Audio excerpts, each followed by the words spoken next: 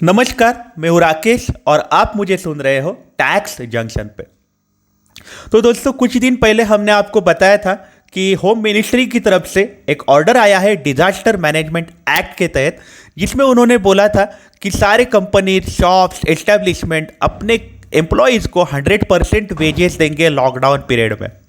अब वो ऑर्डर को चैलेंज करने के लिए एक पिटीशन दाखिल हुआ है सुप्रीम कोर्ट में। आइए लेते हैं उस बारे में डिटेल में जानकारी। कौन सी वो कंपनी है जिन्होंने पिटीशन दाखिल किया है और क्या कौन से इंपॉर्टेंट मुद्दे उन्होंने अपने पिटीशन में रखे हैं। तो हम आपको बता दें, वो कंपनी का नाम है Nagarika export limited. Nagarika export limited almost 1953 से एस्टेब्लिश हुई है ये कंपनी, और ये कंपनी का मेन काम है, जैसे नाम में ही है, एक्सपोर्ट करते।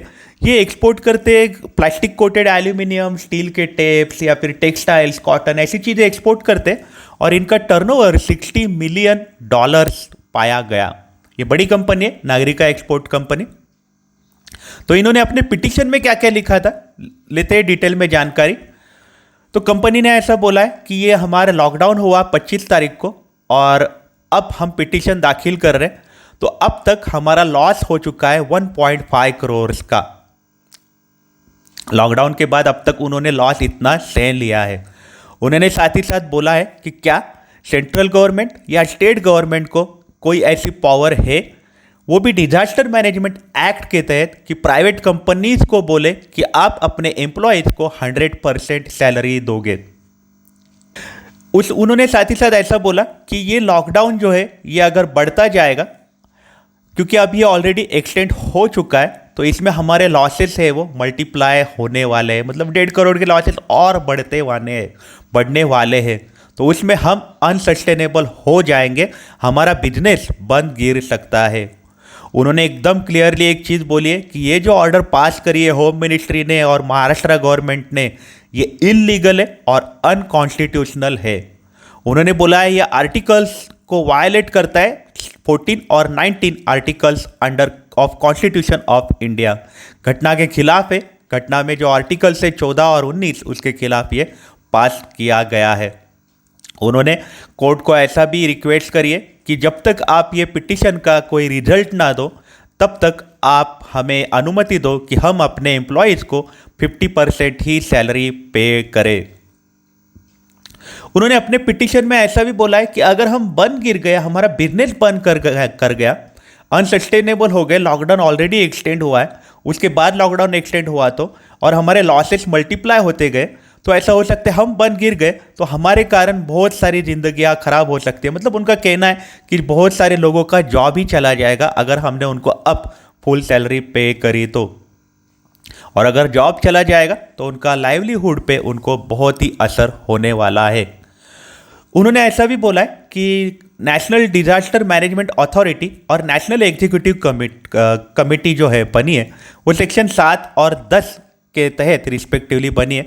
तो क्या उनको वो पावर है कि वो कंपनीज को, सारे एम्प्लॉयर्स को ऑर्डर करे डिजास्टर मैनेजमेंट एक्ट के तहत कि आप एम्प्लॉयज़ को विदाउट डिडक्शन सैलरी दो लॉकडाउन पीरियड में? ऐसा कोई पावर डिजास्टर मैनेजमेंट एक्ट में है? ये तो ऐसा लग रहा है ये डिजास्टर मैनेजमेंट एक्ट के अल्ट्रा वायरस हो गया। मतलब डिजास्टर मैनेजमेंट एक्ट में ऐसी कोई प्रोविजन थी क्या कि कोई प्राइवेट कंपनीज को ऑर्डर करे कि आप सैलरी पे करो अपने एम्प्लॉयज़ को? ऐसी कोई प्रोविजन थी क्या? ये तो डिजास्टर मैनेजमेंट में तो ऐसी प्रोविजन हमें नज़र नहीं आ रही है, ऐसा कंपनी ने कोर्ट को बताया है। साथ ही साथ कंपनी ने कोर्ट को बोला है कि सेंट्रल गवर्नमेंट ने अपने सारे एम्प्लॉयर्स को ऑर्डर दिया है कि विदाउट डिडक्शन आप एम्प्लॉयज़ को सैलरी दो।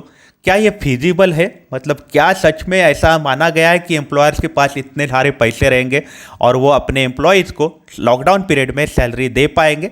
ये फिजिबिलिटी है इसमें?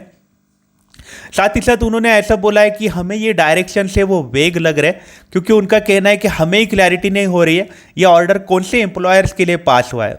मतलब उनका कहना है कि वो एम्प्लॉयर जिनके एम्प्लॉय माइग्रेट कर गए हैं या फिर सारे के सारे एम्प्लॉयर्स, उनके लिए यह ऑर्डर पास हुआ है। माइग्रेट कर गए मतलब अपना राज्य छोड़ के दूसरे राज्य चले जा रहे हैं, उनके लिए ये ऑर्डर पास हुआ है, या फिर सारे के सारे एम्प्लॉयर्स जिनके एम्प्लॉयर्स उनके स्टेट में भी है या फिर माइग्रेट भी कर गए। सच में उन्होंने ऐसा सवाल भी किया है सुप्रीम कोर्ट को कि गवर्नमेंट ने जो डायरेक्शन दिए है उसमें क्या इंटेलिजेंट केयर ली गई है या डिलिब्रेशन लिया गया है कि एम्प्लॉयर्स की फिनेंशियल कैपेसिटी देखी नहीं और उनको बोला गया कि आप अपने एम्प्लॉयज़ को पूरी की पूरी सैलरी दे दो जबकि प्रोडक्शन पूरा का पूरा बंद है। तो ये कुछ इंपॉर्टेंट पॉइंटर्स है जो नागरिका एक्सपोर्ट्स का लिमिटेड ने रखे हैं सुप्रीम कोर्ट के सामने। इसका रिजल्ट क्या आएगा हम आपको ज़रूर बताएंगे। ये सुनना भी दिलचस्प रहेगा क्योंकि कोर्ट भी अभी दुविधा में रहेगी, सुप्रीम कोर्ट भी दुविधा में रहेगी। एक तरफ वर्कर्स है जिनको खाने पीने के लिए मुश्किल हो सकती है, कई लोग हैं जिनके ईएमआई रेंट भरे जा नहीं रहे, और दूसरी तरफ कंपनीज है जिनको लॉसेस उनका पीछा नहीं छोड़ रहे। तो ये रिजल्ट सुनना बहुत ही दिलचस्प होने वाला है हम सबके लिए। एनीवे, आपको हमारा ये वीडियो कैसा लगा हमें ज़रूर बताइएगा। देखते रहिए, सुनते रहिए टैक्स जंक्शन। घर से बाहर नहीं निकलिएगा, हमारे चैनल को सब्सक्राइब करिएगा। Take care, have a nice day.